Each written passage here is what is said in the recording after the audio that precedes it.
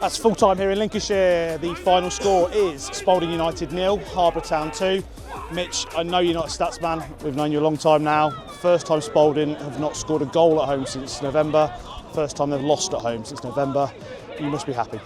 I'm delighted. Look, we knew how big this game was and how tough it would be. You know, anyone who's run by Jimmy Dean is a proper side. And they were good. We was just better on the day. You know, we won our duels. I'm delighted for the boys to come off with 3 points. It's a great day. What was the message pre-game? Obviously, you came out with a plan, and it looked like to keep the ball, to just pressure, and not give them the space. They were a little bit careless with the ball at times, and it came down to chances. That first half was a few chances either way, not much there, and then the second half. Was there any change in the plan, or was it just to keep doing the same thing? Because the goal when it came was on the break and against the run of play in the way. But again, you go back to the training on Tuesday night you mentioned, taking the chances when they're there, and this afternoon it's proven right. What we tried to do is take the pressure off the lads and not make it as big a game that everybody thought it was, and try and take the occasion away from them, calm them down, and it was a very calm and focused changing room. There was very little emotion today. It was very fixated on what we needed to do, and it worked. It worked. We said it wasn't going to be the most, a spectacle. It didn't need to be. It would be, one goal, would probably settle it, and we'd have happy to come in to get a draw. But we was focused on not losing and just being the best that we could be, on and off the ball. And I thought it was good value. We looked like a real good team.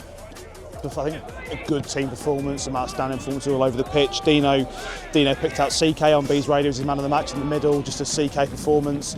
Riley, not with a point to prove, that's not the way he is, but a typical Riley performance. And personally for me, it was Ben Starkey on that right-hand side. Sets the first one up, scores the second, and also going back defending was superb as well. You must just be happy overall. People have turned up, and we mentioned in the week when we came out to training, it's so competitive now. You've got players on the bench that could start at any other pro side at this level, and how nice is it for you to see that level just continue to grow and grow and grow? Well, as a manager, you're trying to get some progress in your players and results. Results talk. You're obviously doing something right on the training pitch and how you talk to your players, how you set them up tactically.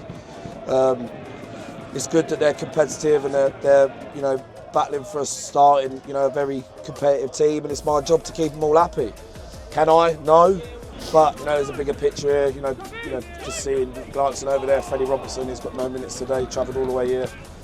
It's not happy for everyone, but Freddie will knuckle down and try and get his opportunity again. And we all need to be as competitive as possible to keep pushing us to the absolute maximum. Saw Ben Stevens come off. Yep. Didn't look too comfortable. Anything to worry about? Probably more precaution because of where he's just come back from. So we didn't want it to get to the stage of what it was. Hopefully next week he'll have a bit of a rest and be back firing for us next week.